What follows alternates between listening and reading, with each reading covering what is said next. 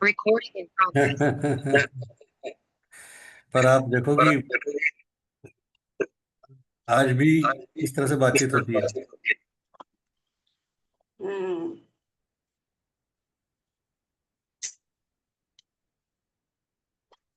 अच्छा लगा, मतलब वो बहुत अलग चीज थी आज।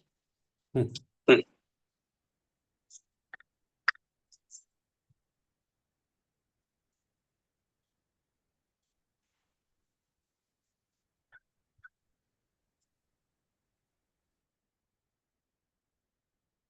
बाकी लोग क्या करते हैं जो पितरों को वैसे पूजा पाठ करवाते हैं, पर ये पितृदोष को आत्माओं को बुला के और फिर दूर करवाती है, बात करवा के अलग तरह का कोई बात ये कैसे होता होगा?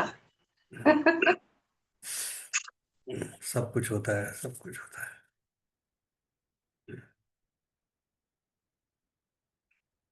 चलो, तो आज देवउठनी एकादशी के दिन 1 नवंबर को स्टार्ट करते हैं अपने सफर को। ठीक है जी।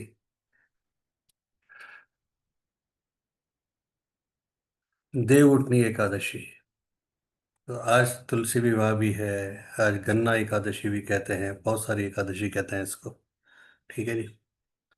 आज के दिन तुलसी जी की महत्ता को दर्शाने के लिए उनकी पूजा की जाती है। वैसे तो तुलसी जी की डेली पूजा की जाती है, और तुलसी जी का विवाह भगवान विष्णु से करवाया जाता है। तुलसी जी को हमेशा माँ के समान दर्जा दिया है, हमेशा सनातन धर्म में, है ना। जिस प्रकार एक माँ अपने बच्चे की रक्षा करती है भारी तत्वों से, उसी प्रकार तुलसी माँ भी अपने औलाद से, जहाँ भी जिस घर में वो होती हैं, सबकी रक्षा करती हैं। इसलिए कहते हैं कि उनके पत्र, उनके पुष्प, उनके फूल, उनकी बीज, उनकी मंजरी, उनका जड़, उनका तना, वो सब कुछ उपयोगी है। कोई भी चीज़ ऐसी नहीं है जो उनकी जो अनुपयोगी है। जहाँ भी तुलसी जी रहती हैं वहाँ के आसपास के वायु के वातावरण को एकदम शुद्ध कर देती हैं, कीटाणु रहित कर देती हैं। इसलिए भी कहते हैं कि जहाँ जिस घर में ज़्यादा बीमारी हो वहाँ तुलसी जी लगानी चाहिए। क्योंकि तुलसी जी का अगर नियमित सेवन किया जाए तो डेली एक पत्ता अगर आप खाते हो तो भी आपको फर्स्ट एड का काम करता है। डेली एक पत्ता तुलसी जी का भी, ठीक है। भगवान विष्णु को तो बहुत प्रिय है, इसलिए इनका विवाह भी भगवान विष्णु से शालिग्राम के स्वरूप कराया जाता है। जिस भी तुलसी के पत्तों को अगर आप तरीके से यूज में लेते हो और अगर आपको पूरी नॉलेज है, तो आपका जो हार्मोन्स है, आपके जो ग्लैंड्स हैं, वो सब भी आपके कंट्रोल में रहते हैं। ठीक है। एक सबसे बड़ी बात, जो तुलसी जी का डेली सेवन करता है उसके पसीने से कहीं बदबू नहीं आती। नॉर्मली होता है ना, अरे यार इसके पसीने से बहुत बदबू आती है, क्या करे। तो तुलसी जी के सेवन से वहां पे वो नहीं आती बदबू। इसलिए कहते हैं तुलसी जी का एक पौधा जरूर सनातन धर्म में तो हर घर में होना चाहिए, बहुत जरूरी है। हाँ जी, लीना जी। ये जो एक चीज पूछनी है कि जैसे कुछ लोग बोलते हैं और नीरज भी बहुत मानते हैं इस चीज को कि जो पत्ता हम अगर रोज सेवन करें तो उसको चबाए ना, ऐसा भी कुछ है या उसका साइंटिफिक रीजन है, कहते हैं उसमें मरकरी होता है। तो मुझे समझ में नहीं आती ये बात। चबाओ मत चबाओ, क्या फर्क पड़ेगा, लेकिन हाँ ये है कि दांत से नहीं काटना चाहिए, बात इतनी सी है बस। हाँ तो आपके वही फिर चबाना हो गया ना, मतलब वो ऐसे चबाना हो निगल गया। जाओ हाँ, पानी या में। तो आप निगल लो या फिर बस वो मुंह में रहे, मतलब दांतों से। आपको दांतों से वो नहीं करना है ब्रेक उसको। हाँ यही चीज मैं अब आप पूछ जैसे नॉर्मली प्रेयर्स मीट में देखते हो जब तुलसी डिस्ट्रीब्यूट करते हैं लास्ट में, तो उसको छोटे टुकड़े करके करते हैं, है ना। तो आप वैसे हाँ कर सकते हो, लेकिन दांतों से, दांतों के बीच में नहीं आना चाहिए बस पत्ता। अच्छा, मतलब है ये चीज, ठीक हाँ है। जी, हाँ ये चीज पक्का है। आइए पूनम जी, मोस्ट वेलकम। राधे राधे गुरु जी। राधे राधे जी, राधे राधे जी। सबसे कैसे हैं पहले, आप गुरु जी? बहुत बढ़िया। सबसे पहले तो आपको बधाई हो। Thank you so much, thank you. हाँ। आप आ जाएंगे मेरे पॉडकास्ट पे तो और भी ज्यादा अच्छा हो जाएगा। कब आ रहे हैं गुरु जी आप? लेकिन हाँ, आपने बहुत अच्छा बनाया है। मुझे बहुत अच्छा लगा देख के, बहुत खुशी हुई मुझे देख के कि आपने बहुत अच्छा बनाया, बहुत अच्छा डिजाइन किया। बहुत अच्छा लगा। जी, God bless. Thank you so much guru ji. आप बताइए कब आ रहे हैं मेरे पॉडकास्ट पे? आप ये तो ऑनलाइन है, आपको थोड़ा सा समय देना है बस। करते हैं, डिसाइड करते हैं। मैं बिल्कुल आपका वेट करूंगी। और मुझे बहुत दिन से था कि मैं कब गुरुजी से आशीर्वाद लूं, कब बात करूं। पर फोन बदलने से कुछ नंबर्स चेंज हो गए और मुझे वो नंबर नहीं मिल रहा था।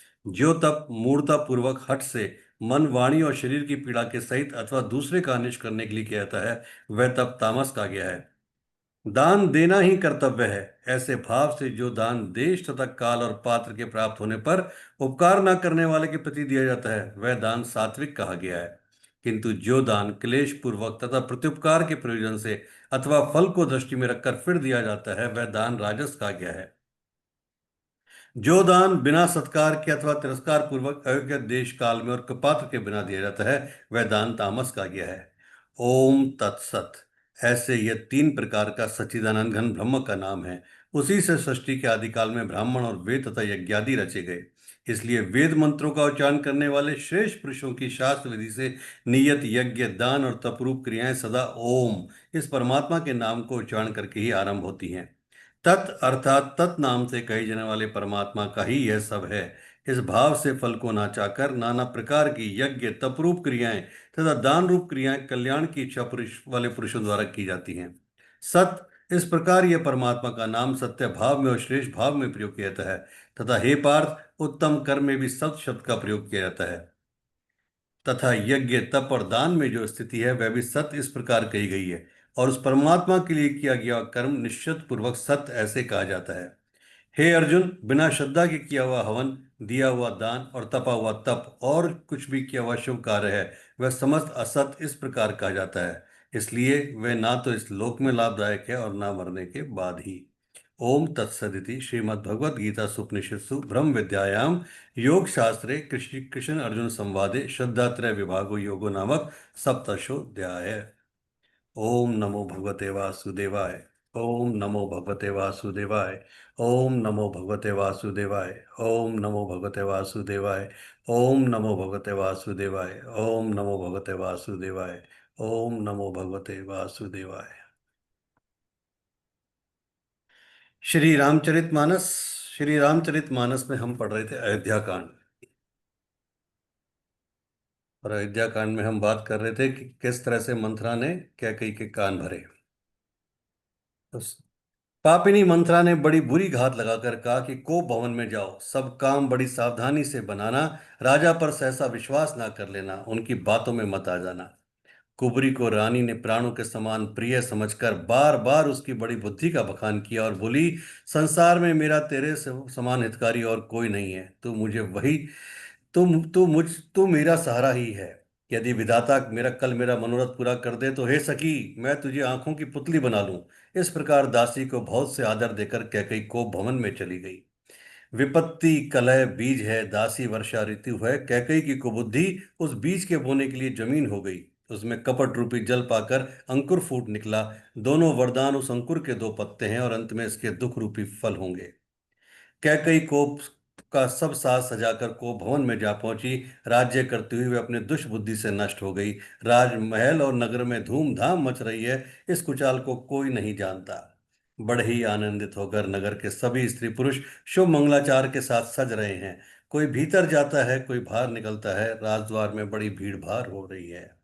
श्री रामचंद्र जी के बाल सखा राज तिलक का समाचार सुनकर हृदय में हर्षित होते हैं। वे 10-5 मिलकर श्री रामचंद्र जी के पास जाते हैं। प्रेम पहचान कर प्रभु श्री रामचंद्र जी उनका आदर करते हैं और कोमल वाणी से कुशल क्षेम पूछते हैं।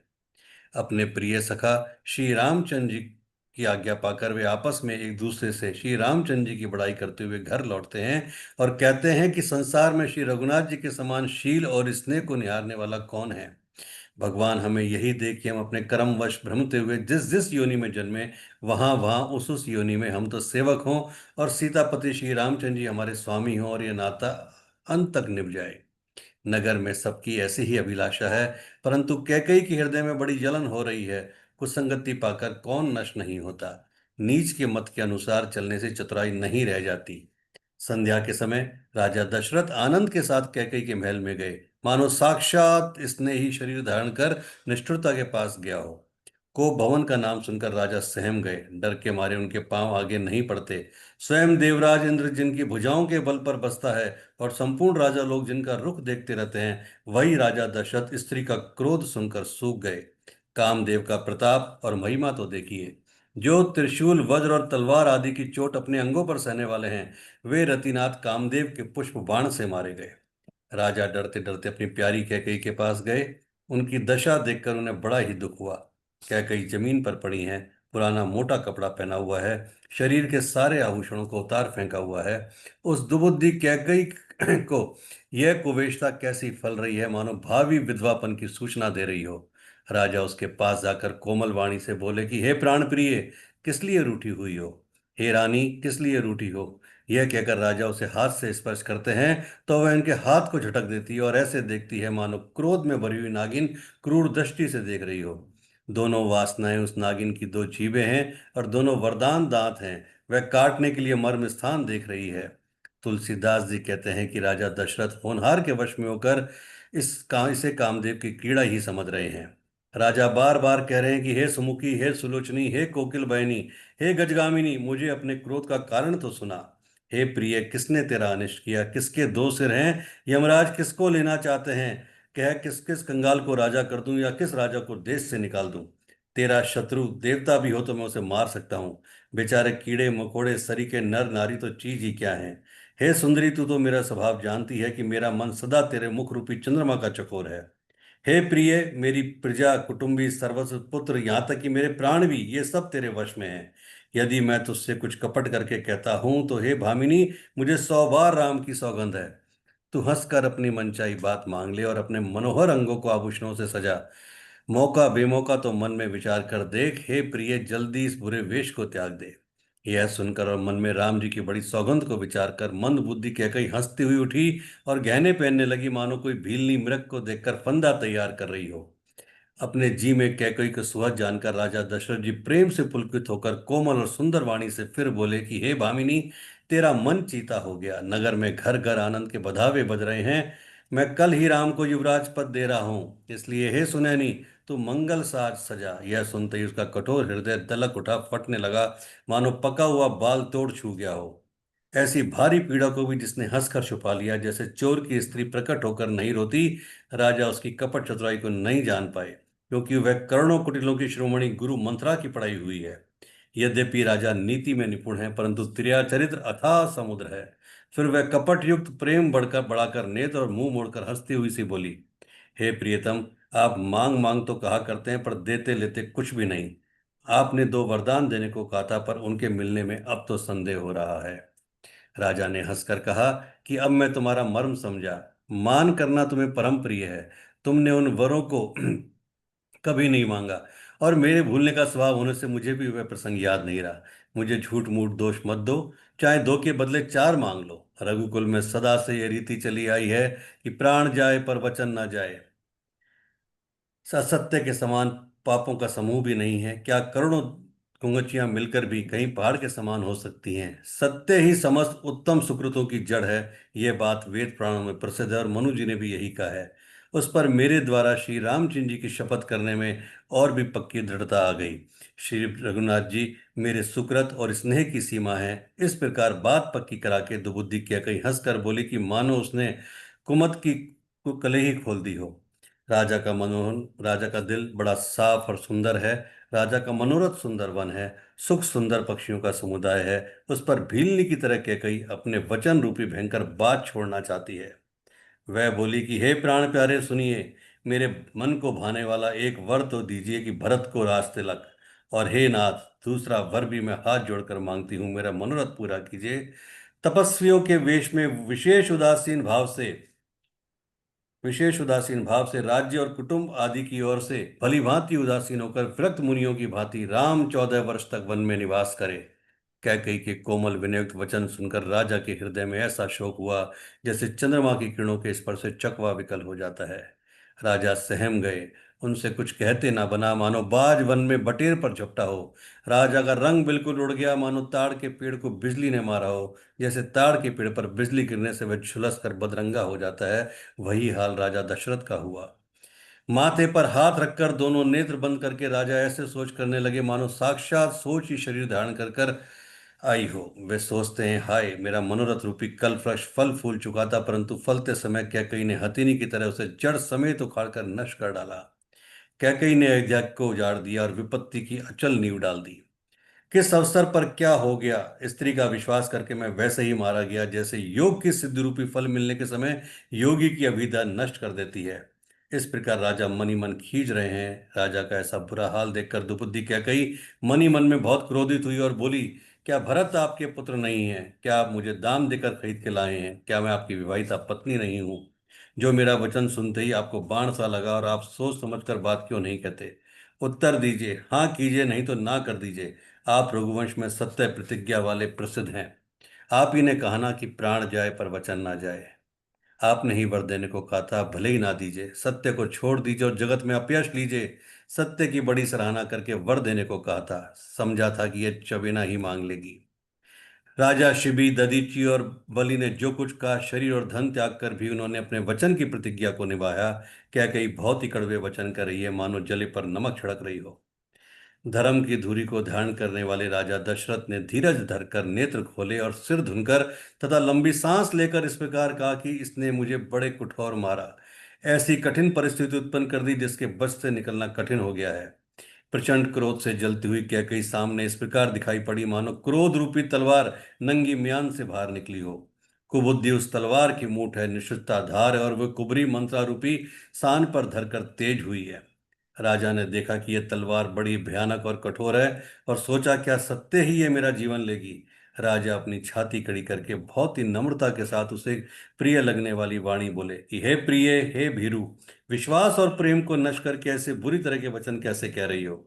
मेरे तो भरत और रामचंद्र दो आंखें हैं। यह मैं शंकर जी को साक्षी मानकर कहता हूँ। मैं अवश्य सवेरे ही दूत भेजूंगा, दोनों भाई भरत शत्रुघ्न सुनते ही तुरंत आ जाएंगे। अच्छा दिन शुभ मुहूर्त देखकर सब तैयारी करके डंका बजाकर मैं भरत को राज्य दे दूंगा। राम को राज्य का लोभ नहीं है और भरत पर उनका बहुत ही प्रेम है। मैं ही अपने मन में बड़े छोटे विचार करके राजनीति का पालन कर रहा था, बड़े को राजतिलक देने जा रहा था। राम की 100 बार सौगंध खाकर मैं स्वभाव से कहता हूँ कि राम की माता कौशल्या ने इस विषय में मुझसे कभी कुछ नहीं कहा। अवश्य ही मैंने तुमसे बिना पूछे यह सब किया, इसी से मेरा मनोरथ खाली गया। अब क्रोध छोड़ दे और मंगल साज सजा। कुछ ही दिनों बाद भरत युवराज हो जाएंगे। एक ही बात का मुझे दुख लगा कि तूने दूसरा वरदान बड़ी अड़चन का मांगा। उसकी आंच में अब भी मेरा हृदय जल रहा है। यह दिल लगी में, क्रोध में, अथवा सचमुच ही सच्चा है? क्रोध को त्याग कर राम का अपराध तो बता। सब कोई तो कहते हैं राम बड़े साधु हैं। तू स्वयं भी राम की सराहना करती और उन पर स्नेह किया करती थी। अब यह सुनकर मुझे संदेह हो गया है कि तुम्हारी प्रशंसा और स्नेह कहीं झूठे तो ना थे। जिसका स्वभाव शत्रु को भी अनुकूल है, वह माता के प्रतिकूल आचरण क्यों करेगा? हे प्रिय, हंसी और क्रोध छोड़ दे और विवेक अनुचित उचित का विचार कर, जिससे अब मैं नेत्र भरकर भरत का राज्याभिषेक भी देख सकूं। मछली चाहे बिना पानी के जीती रहे और सांप भी चाहे बिना मणि के दीन दुखी होकर जीता रहे, परंतु मैं स्वभाव से ही कहता हूं कि मन में जरा भी छल रखकर नहीं कहता कि मेरा जीवन राम के बिना कुछ भी नहीं है। राम है तो मेरे प्राण हैं, राम के बिना मैं निष्प्राण हूं। श्री राम जय जय राम, श्री राम जय जय राम, श्री राम जय जय राम, श्री राम जय जय राम, जय श्री राम, जय श्री राम, जय जय श्री राम।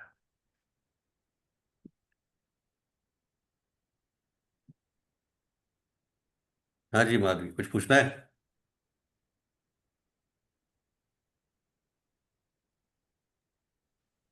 वो तो गुरुजी पॉडकास्ट पे लेके चल रहा था कुछ कुछ।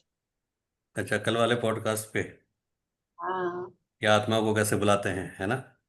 हाँ। आत्मा को बुला के क्यों, क्या क्या दिक्कत आ रही है उसमें, बताओ। क्या समझ में नहीं आ रहा आपको? नहीं मतलब जैसे उन्होंने एक चीज बोली ना कि एक माँ बेटी जो आई थी, है ना, फिर एंड में उसके हस्बैंड को बुलाया गया तो 7:30 मतलब वो जो टाइमिंग था उनका। लेकिन वो जो डे बाय मतलब एक के बाद एक के बाद एक के बाद आए जा रही थी, तो इतनी सारी चीजें एक बॉडी में कैसे इनबिल्ट हो सकती हैं, हम्म, कैसे आ सकती हैं? ये बहुत अलग विषय है। वैसे मैं आपको एक चीज बता देता हूँ कि जब भी व्यक्ति के शरीर में कोई आता है तो मल्टीपल आते हैं। एक बहुत रेयर ऐसा हो। हाँ, अगर कोई दिव्य शक्ति है, कोई दिव्य शक्ति है, आप बात करो कि एक एग्जांपल दे रहा हूँ, वैसे इतना इजी नहीं होता, बट फिर भी सपोज अगर कहीं माँ काली, माँ बगलामुखी या कोई भी दिव्य शक्ति हम बात करें, तो वो एक ही हो सकती है। लेकिन जब इस तरह की कोई भी शक्तियाँ आती हैं, या जिसे हम कहते हैं कि जो पितृ बन के चले जाते हैं हमारे, वो मल्टीपल वे में आ सकते हैं। पर उसकी भी एक सीमा है। वो सीमा क्या है वो बाद में कभी बात करेंगे। पर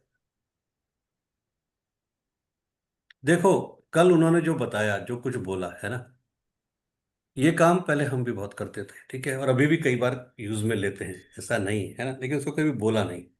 उसमें क्या होता है कि जो चले गए उनको बुला के कष्ट देना पड़ता है कि भाई आप आओ वापस। और आप, क्या होता है कि आज मैं आपको बोलूं आपके घर में पितृदोष है, आज भी आपके जो ग्रैंडफादर गए थे वो सेटिस्फाई नहीं है, या आपके जो नाना गए थे वो सेटिस्फाई नहीं है, या आपके जो भी कोई एक्स वाई जिसकी वजह से पितृदोष आया वो सेटिस्फाई नहीं है। तो क्या होता है, कई बार क्लाइंट को लगता है कि पता नहीं कैसी बातें कर रहे हैं, वो कई बार मानता है, नहीं मानता। लेकिन अगर मैं ये बोलूं कि ठीक है, मैं आपके बेटे के अंदर अभी उनको बुला देता हूँ, और वो पता चले वो आए और उन्होंने वही बातें आपसे करी कि पहले तो 5 मिनट मैंने उनसे पूछा कि आपको तकलीफ क्या है, तो उन्होंने तकलीफ बताई कि जी ये तकलीफ है, या इस वजह से मैं नाराज हूँ, है ना। उसके बाद फिर करीबन 10 से 15 मिनट का मौका आप लोगों को पर्सनल में बातचीत कर दिया जाता है कि आप आपस में बातचीत करो, क्योंकि वो बात मेरे सामने हो वो अच्छा नहीं है। आप आपस में उस आत्मा से बात करो, वो चाहती क्या और क्यों नाराज है। तो जब वो आपसे पर्सनल वे में बात करती है तब आप सेटिस्फाई हो जाते हो कि हाँ ये बिल्कुल सही है, ये वही है। क्योंकि कुछ चीज़ें ऐसी होती है, सपोज किसी के हस्बैंड चले गए, वो पितृ उसमें है, तो वो हस्बैंड वाइफ दोनों केवल वही बातें करेंगे जो उन दोनों को पता थी, किसी तीसरे को आज तक नहीं पता है। तो फिर ये होता है कि नहीं ये बिल्कुल सही है, ये वही आए हैं और कोई तीसरा नहीं आया। तब फिर उनसे उन्हीं का इलाज पूछा जाता है कि अब आप बताओ आप सेटिस्फाई कैसे होगे। जब आप सेटिस्फाई होगे तभी तो इस घर का भला होगा। जब तक आप सेटिस्फाई नहीं होगे लोग बेचारे परेशान रहेंगे, और आप यही तो चाहते थे जीते जी कि ये लोग सही रहें। तो अब इनको खुश रखो, जो गलतियां हो उसको माफ करो। फिर वो रास्ता पूछा जाता है, या कहते हैं कई बार कुछ प्यार से मान जाते हैं, नहीं तो फिर उनको दूसरे तरीके से मनाना पड़ता है। तो पर ये, हाँ बोलो। उसमें ये भी होता है कि अपन अगर उनको बुला के कष्ट नहीं देते, लेकिन एक तरीके से पितृदोष की एक रेमेडी, मतलब अगर वही सजेस्ट करते तो वो ज्यादा इफेक्ट करती है, बजाय अपन जो नॉर्मल चीजें करते हैं कि रेमेडी कुछ नहीं होती, केवल क्या होता है, पितृदोष है क्या। पितृदोष सबसे बड़ा जो दोष है वो तो है ईगो का, है ना। ईगो का मतलब कि भाई वो व्यक्ति एक कोई पर्सन मर गया, और वो अपनी वाइफ से बहुत नाराज होकर गया कि इसने मुझे, मैंने उससे ये मांगा था उसने मुझे ये नहीं दिया, मैंने ये चाहता उसने मेरे साथ ये नहीं किया, मैंने इस तरह का इससे बिहेव चाहता इसने मुझसे वो बिहेव नहीं किया। तो वो नाराज है, फिर उससे बोलते हैं क्या हुआ। तो जैसे कल आपने सुना हो कि एक पर्सन केवल इस बात पे अड़ गया कि नहीं, केयर नहीं छुए। जिसने मेरे कहीं पैर नहीं छुए, मैं हमेशा चाहता था मेरे पैर छुए, पैर छुए, बस मेरे पैर छुआ दो मैं खुश हो जाऊंगा। तो जैसे ही उसके पैर छुए वो खुश हो गए, और उनके घर में वापस वही खुशहाली आ गई। तो केवल यही चीज है और कुछ नहीं है। हाँ, तो फिर ये चीजें मतलब हो सकती है ना, तो उसमें अपन फिर सामने वाले को मतलब ना, मतलब एक कहते हैं ना, कुछ पितृ ऐसे जो प्रेत योनि में चले जाते हैं, हम्म। वो भी तकलीफ देते हैं। देखो, जो क्लाइंट है उनको नहीं पता कि कौन आया कौन नहीं आया, लेकिन जो हीलर है या जो बुला रहा है उसको पता है कि कौन आया और कौन हकीकत में नहीं आया। क्या वास्तव में ओरिजिनल आया या कोई डुप्लीकेट आ गया, है ना। तो वो चीज़ है, तो अब वो उनके ऊपर डिपेंड करता है, वो उनकी एनर्जी के ऊपर डिपेंड करता है कि वो कितना पढ़ पाते हैं नहीं पढ़ पाते। और सबसे बड़ी बात, बुलाने से पहले ये जरूरी होता है कि क्या मैं उसको कंट्रोल कर पाऊंगा बुला के। भाई आज आपके घर में अगर मैं किसी को, आपके पितृ को बुला रहा हूं, तो बुलाना तो बहुत आसान है, कोई दिक्कत नहीं है। लेकिन कल को अगर वो किसी बात पे बिगड़ गए वहीं, या कुछ ऐसी बात होगी, तो क्या मैं उसको कंट्रोल कर पाऊंगा या कर पाऊंगी। जो भी बुला रहा है वो सबसे इंपॉर्टेंट पार्ट है। ऐसा नहीं हो कि मैं अच्छे के लिए बुला रहा हूँ और कुछ गलत हो जाए, है ना। तो वो वही बुला सकते हैं या बुलाते हैं जिनको ईश्वर की दया से वो आशीर्वाद है कि हाँ कल को कुछ ऐसा हुआ तो मैं संभाल लूंगा या संभाल लूंगी। जैसे कल उन्होंने बोला आपके सामने कि मुझे शुरू से ही माँ काली का आशीर्वाद था, वही मुझे सारी गाइडलाइन करती हैं और वही बताती हैं कि क्या है क्या नहीं है सारा कुछ। तो ये बस सब कुछ होती है, बहुत सारी बातें होती हैं। उसके बाद भी, पॉडकास्ट के बाद भी करीबन 1 घंटे बातचीत हुई थी बाद में, रात को उनका फोन आया था मेरे पास। तो बहुत सारी बातें, तो वो कुछ अलग टाइप हो जाता है कि ये मान लो कि बस ईश्वर का आशीर्वाद होना चाहिए वहां पे। पता नहीं 2 दिन से पता कुछ कनेक्शन सा फील हो रहा था, मतलब पहले दिन जब मैंने फोटो देखा था तो ऐसा लगा कि आपका उनके साथ कोई कनेक्शन रहा है, हम्म। कोई ऐसा भी कुछ था। किसी के साथ ऐसे नहीं जुड़ता। अगर मैं माधवी के साथ जुड़ा हूं तो भी कोई कनेक्शन है, लीना जी के साथ जुड़ा हूं तो भी कोई कनेक्शन है, पूनम जी के साथ जुड़ा हूं तो भी पूनम कोई जी के कनेक्शन। साथ ऐसा हो नहीं गया। होता कि बिना कनेक्शन के कोई किसी के जुड़ जाएगा, कोई किसी एक शब्द बात भी नहीं कर सकता। ये पक्की बात है। और फिर आज जब वो अपनी मॉडलिटीज के बारे में बता रही थी कि उन्होंने क्या क्या किया, वो क्या क्या चीजें यूज करती हैं, तो पता नहीं कहाँ कुछ एक अलग तरीके की चीज समझ आ रही थी, मतलब वो चीज अलग ही। चलो, हो सकता है आने वाले दूसरे तीसरे पॉडकास्ट में किसी और एक बहुत अलग हस्ती से मुलाकात कराऊंगा, जब शायद फिर और भी ज्यादा शौक हो जाओगे आप कि ये क्या हो रहा है, ऐसा भी हो सकता है क्या, है ना। और हो सका तो फिर किसी सोल से भी बात कराएंगे। ठीक। चलो, जी लीना जी पूछिए। तो ये जैसे सोल को बुलाते हैं, तो ये तो वो सोल है ना जो रीबर्थ नहीं हुए। जैसे आपने पहले बताया था कि पितरों की फोटो मत रखो, कहीं ना कहीं उनका रीबर्थ हो चुका है, उन्हें परेशान नहीं करना है। जी, तो अब ये जो बुलाए जाते हैं, ये कौन है फिर? रीबर्थ तो हो गया अगर किसी का, तो ये वो है जो जिनका नहीं हुआ। दोनों को बुला सकते हो, जिनका हो गया उनको भी और जिनका नहीं हुआ उनको भी। अच्छा। दोनों को बुलाया जा सकता है। तो पहली बात तो मतलब एक लोगों को एक बहुत बड़ा भ्रम है कि सपोज एक किसी पर्सन की डेथ हुई जिसका नाम राहुल है, तो ऐसा नहीं है कि राहुल के साथ जो आज सोल है अगले जन्म में भी राहुल के साथ वही सोल रहेगी। ये लोगों का सबसे बड़ा भ्रम है। वो सोल के ऊपर डिपेंड करता है कि अब उसको किस बॉडी में, किसकी बॉडी में जाना है। जरूरी नहीं है कि जो सोल आज लीना जी के साथ चल रही है, जो सोल आज लीना, कि कल को लीना जी के बाद में, है ना, जब लीना जी का रीबर्थ होगा, तो ये कंपलसरी नहीं है कि आज वाली सोल ही लीना जी के पास जाएगी। हो सकता है वो सोल को लीना जी इस जन्म में, ठीक है, वो वही वाली बात है कि एडजस्ट कर रहा है, चलो यार अब इतना टाइम हो गया कोई बात नहीं, लेकिन अगले टाइम में वो किसी और बॉडी को चुन ले।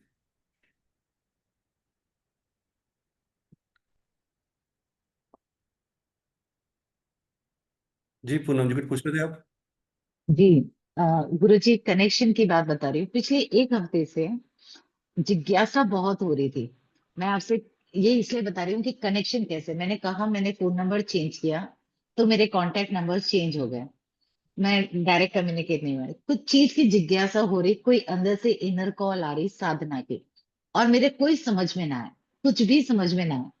तो मैंने कहा ठीक है, ये इतनी बड़ी चीज तो मेरे हद की नहीं हो सकती, मैंने ईश्वर से बात की और छोड़ दिया। मैं अनाउंसमेंट ग्रुप में हूँ, लेकिन मैंने वहां से कांटेक्ट करने की कोशिश की आपसे, काफी बार नहीं हो पाया कि मैसेज भिजा दूं मैं वापस हूं या जो भी। उस दिन जो मैसेज मैंने देखा तो माधवी जी ने रिएक्ट किया। इसके पहले मेरे मैसेजेस किसको गए मुझे नहीं पता, रिएक्शन नहीं आया। ओके। तो मैंने माधवी जी से बोला कि मैं माँ भगवान से कह ही रही थी कि आप मुझे ये इनर कॉल दे रहे, but I really hmm, don't know आज की लाइफ में कौन गुरु सही है, कि मैं हम्म। कहाँ से कुछ सीखना चाहूँ तो सीखूं। एंड माधवी जी से मेरी बात हुई और मैंने उनसे तुरंत कहा कि मुझे ये कॉल आ रही थी और ये आपसे कनेक्ट हुआ कि मैं गुरु जी से कनेक्ट करूं। तो गुरु जी अब साधना कब करा रहे हैं आप? कौन सी साधना करनी है आपको? मुझे खुद नहीं माना, ये अंदर से कॉल आ रही है गुरु जी, ये तो आप मुझसे बेटर जानते हैं, आप तो हम लोगों को जानते हो। बहुत अंदर से बन रहा है कि करना है करना है, कौन सा क्या मुझे नहीं समझ आ रहा, और ये कर पाऊंगी या नहीं वो भी वो ईश्वर ही जाने, पर इनर कॉल बहुत आ रही है। वो भी नहीं, इसलिए जब मैंने मेडिटेशन में सवाल पूछा कि मुझे क्या मतलब, मैं इस योग हूं कि करूं हीलिंग को और बढ़ाने के लिए, मतलब जो तुम कर रहे हो हीलिंग्स, अब जैसे मैं ग्रुप हीलिंग कर रही हूँ या वन एंड वन, इस चीज को और बढ़ाने के लिए कोई और ऐसे एक साधना करो कि जो आधा एक एक घंटा बैठो या जो भी आपको तो पता है हीलिंग का, थोड़ा और क्विक हो या और भी अच्छे से कर पाओ। तो मैं थोड़ा सा हेजिटेट भी हो रही हूँ और क्वेश्चन मार्क भी लेके घूम रही हूँ कि भाई इतना बड़ा काम और मैं, तब मुझे आप मिले फिर वापस से। तो अब आप ही बताइए साधना कब करा रहे, और आप ही बताइए कि मुझे करनी चाहिए भी या नहीं। देखिए, इनर कॉल आ रही है, और आज एक ऐसे दिन में, मतलब बहुत लंबे टाइम बाद जब नारायण जगे हैं तब आप जगी हो, इसको मैं ये बोलता हूँ। ना ना, जी तो जी गुरु जी। ये कोई ऐसे ही नहीं हो रहा कि आपने कोई माधवी जी को पकड़ा और कोई बात हो गई। बिना जी संजोग के कुछ नहीं होता, है ना, जी और गुरु जी। ईश्वर की इच्छा के बिना कुछ नहीं होता। तो आज का दिन मुकर्रर था, आज का टाइम मुकर्रर था, और तो इसलिए वापस, तो अगर कॉल आई है तो डेफिनेटली जो कुछ मैं आपको देर से सुन रहा हूँ, देख रहा हूँ, या जब से आप आए हो तब से जो मुझे इंडिकेशन अब मिल रहा है कि हाँ डेफिनेटली आपका टाइम आ गया है कि अब आपको उस लाइन में आगे बढ़ना है और उस साधना वाले पथ पे जाना है कि जहाँ पर काफी लोगों का आपके द्वारा कल्याण होना है। तो वो चीज़ तय है, उसमें कोई डाउट नहीं है ना। जी साधना में अक्सर वही जाते हैं पूनम जी जो कहते हैं ना कि दूसरों की तकलीफ को आप तभी समझ सकते हो जब आप उस तकलीफ से गुजरी हो, एग्जैक्टली गुरुजी। है ना। साधना में वो कभी नहीं जाता। मैक्सिमम देख लेना कि जो साध एक्चुअल में जो साधक होगा, बाकी ठीक है कोर्स करके साधना करना वो साधक नहीं कहलाता। जो एक्चुअल में साधक होगा वो वही होगा। कहते हैं ना कि दिल टूटने की पीड़ा वही जानता है जिसका दिल वास्तव में टूटा हो। वो दूसरे के दिल की पीड़ा समझ सकता है कि हाँ क्या होता है इसके। जी तो आपके साथ जो कुछ भी, जितना मैं आपको जान पाया हूँ, जितना कनेक्ट कर पाया या सोल के तौर पे, तो डेफिनेटली वो टाइम आ गया है, काफी करीबी है कि जहाँ आपको उस लाइन में आगे जाना है और बढ़ना है। अब कौन सी करनी है, क्या करनी है, ये एक बार मैं भी अपने गुरु से बात करता हूँ, सब कुछ करता हूँ, और उसके बाद मैक्सिमम 2 दिन के अंदर अंदर आपको क्लियर कर दूंगा। बिल्कुल गुरुजी। ठीक है जी। आप माधवी के टच में आई गए हो, नंबर आई गया है, तो कोई दिक्कत नहीं। मेरा जी मैसेज आ जाएगा, जी माधवी आपको मैसेज कर देगी, कोई दिक्कत नहीं है। बिल्कुल बिल्कुल। ठीक है जी। और तेजल सिंह छोटी का देख के बताइए गुरुजी, बहुत बहुत चैलेंज आ रहा है। ठीक है, वो शायद क्या क्रिकेट में है ना, क्रिकेट या किस में? जी जी जी। क्रिकेट में है, ठीक है, मैं बताता हूँ।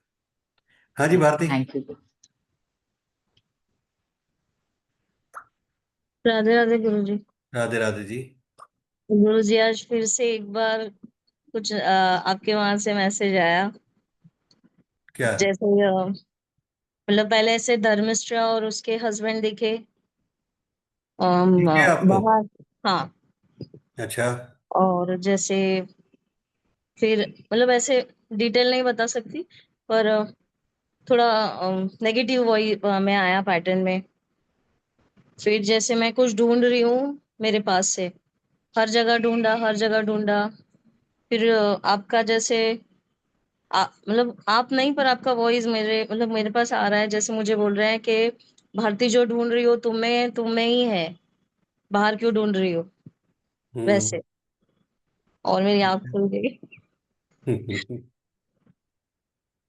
कोई बात नहीं, दिन की बात है। हम्म। दोपहर को गुरुजी, तीन 3 बजे? साढ़े तीन। 3 3 बजे, हाँ भाई 3 बजे का टाइम आ रहा है, वही तो 3 3 साढ़े 3 बजे। हाँ। चलो, तो धर्मिष्ठा से मिल लो। धर्मिष्ठा सामने ही है, तो मुस्कुरा रही है, क्या दिक्कत है? पर कब मतलब ऐसे हम ज्यादा बात नहीं करते, मैंने तो देखा भी नहीं उनके हस्बैंड को। क्यों नहीं देखा आपने उनके हस्बैंड को? आप जब आए थे जयपुर में गुरु पूर्णिमा पे, तो वो भी तो थे। नहीं, वो कहाँ अच्छा, थे। वो नहीं आए थे, ठीक है ठीक है ठीक है, सॉरी सॉरी। वो वीडियो कॉल पे बात कराई थी, बेटे से कराई थी उन्होंने। ठीक है जी, लीना जी बोलिए। गुरुजी सॉरी, एक मिनट। जी जी। आज्ञा हो तो मैं चलूं गुरुजी, अरे एकादशी की पूजा करना है। प्लीज प्लीज प्लीज, है ना, thank you very much, thank thank you you Guruji, thank thank you Guruji. You. Okay जी, लीना जी। बस यही पूछना था कि आपने एक बारी हनीश वेट करा था, हनीश को आपने कहा था ना कि मैं बात करूंगा संडे को, फिर बात हुई नहीं शायद। इंडिकेशन आया नहीं वापस से। मैंने आपको पहले भी कहा था, जब तक वो इंडिकेशन नहीं आता मैं नहीं कर सकता कुछ भी। तो अच्छा। है ना। हाँ, आज it's a matter of chance कि आज करीबन 2:30 बजे रात को अचानक मुझे ऐसा लगा जैसे मुझे हनीश की आवाज़ आ रही है, और 2:30 बजे मैं उठ के बैठा, और 2:30 से 3:15 फिर मैं ये कि जैसे कोई हनीश के मैं साथ ही था, मतलब कुछ चीज़ें चेक कर रहा था मैं अपने आप, पेपर लेके हनीश के लिए। मैंने लिखा भी कि आज बात करूंगा, पर आज काफ़ी बिजी रहा कुछ चीज़ों में शेड्यूल। तो जहाँ तक चांसेस है कल बात करूंगा। कुछ चीज़ें रात को नोट की थी, कल उनको बताऊंगा, कुछ बात करूंगा। ठीक है जी। ठीक है। थैंक हाँ यू। जी धर्मिष्ठा जी बोलिए। गुरुदेव, ये भारती जी को मैं और मेरे हस्बैंड दिखे और उसमें कुछ नेगेटिव दिखा तो उन फिर उसका।